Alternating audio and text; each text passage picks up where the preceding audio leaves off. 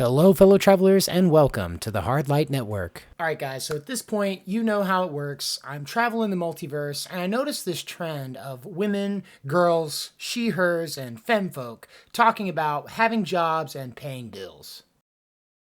It's pretty obvious that the general consensus is it sucks pretty hard. But it's just a fact of life that we've all pretty much got to deal with, right? The economy is in the gutter, and the dollar ain't what it used to be. The dollar buys a nickel's worth. Banks are going bust. Shopkeepers keep a gun under the counter. Punks are running wild in the street, and there's nobody anywhere who seems to know what to do, and there's no end to it.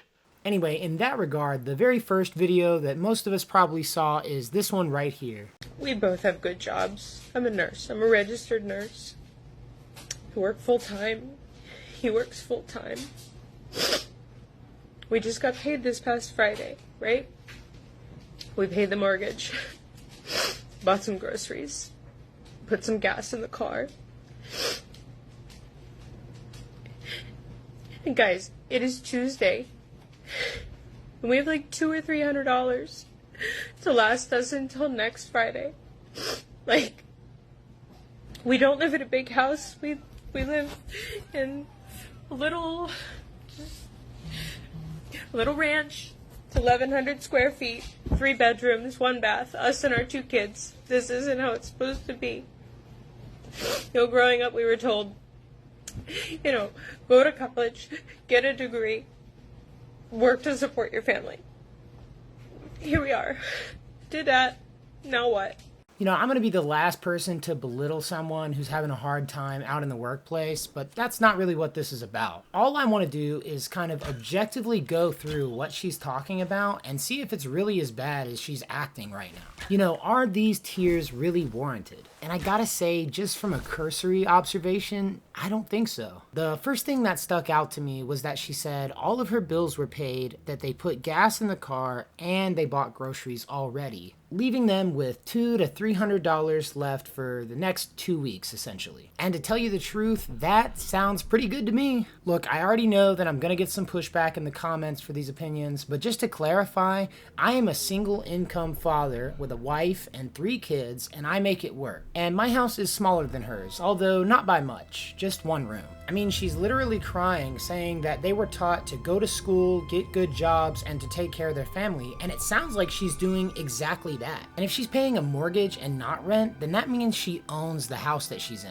A better situation than most people are in. And even though she doesn't give us the grand tour, the quick panorama that she gives shows a house that's neat, in order, and looks to be as though everything is functioning. And to tell you the truth, as a card-carrying broke boy... Like, if you're a broke boy, just say so! That TV is a little big. To tell you the truth, this reads as a lack of self-awareness. Like, are you sure that you're doing everything that you possibly can? Are you buying name-brand groceries rather than store-brand?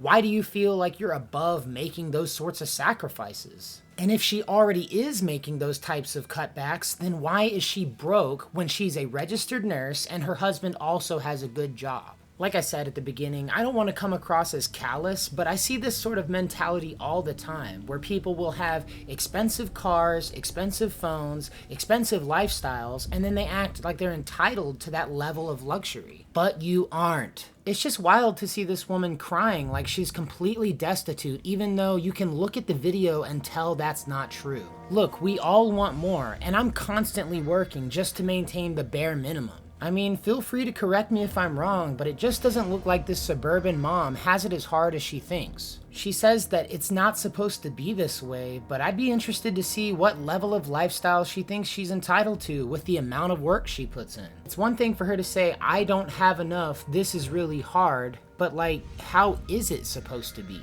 What quality of life would you actually be satisfied with? Because from this short video alone, she shows that she's a homeowner, that she has 2 incomes, that she has pets, and I'm sorry, but that just doesn't scream poverty to me. But who knows, maybe I'm on the wrong side of that. Anyway, I found another video that I'd like to talk about, and I have similar critiques. Why is it that I have to work 40 hours a week just so I can have a place to live? 40 hours a week makes me $2,000 a month, and my rent is $1,660. So I work 40 hours a week so I can have a 2-bedroom apartment. and an extra $300 a month.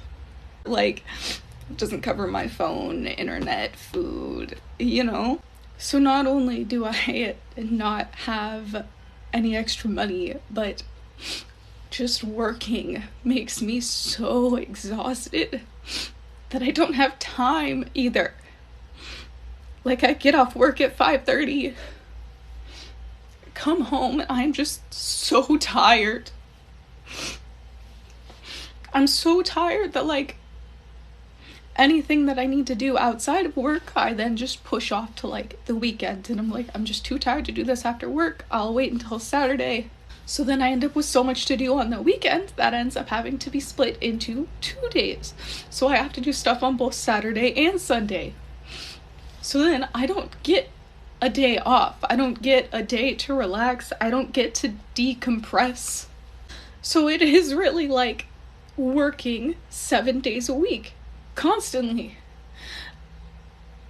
And I don't want to do that anymore, right? Like, I don't care how poor and miserable I would have to be, but I literally can't have a place to live without this, you know? Like, I don't know what to do. I'm not made for this. I don't have the money, time, or energy to enjoy my life outside of work, and I don't know what to do about it anymore, you know? I'm so tired. Guys, my immediate first thought is, again, why are you living somewhere so expensive? Why is your rent 3/4 of your income? And last time I checked, you only need 1 bedroom to sleep in, so what's the extra room for?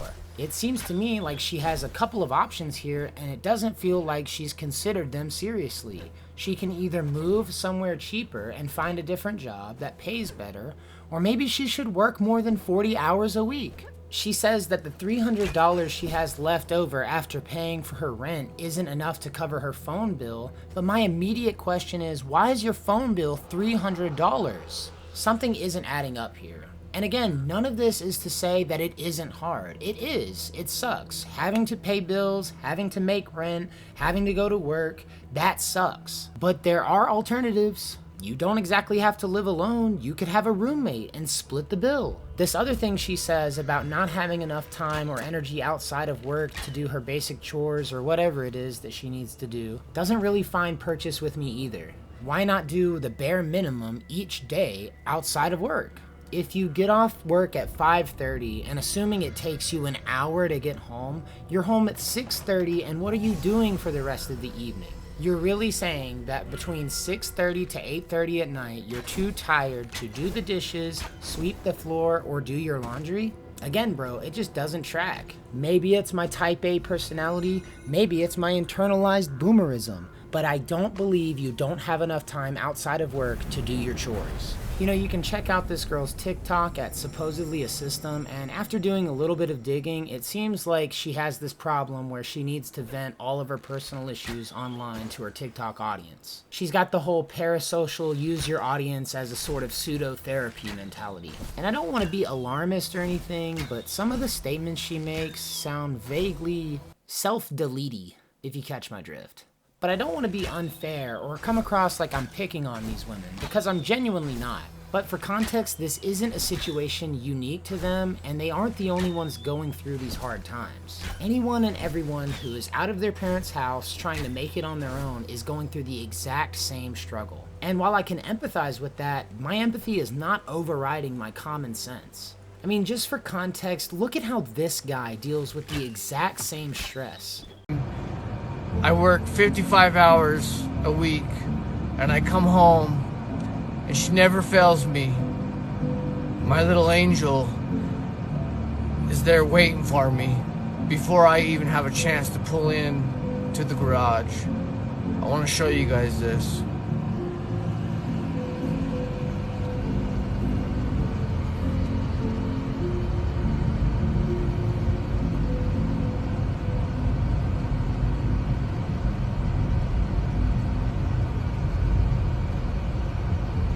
As soon as she hears that garage door open,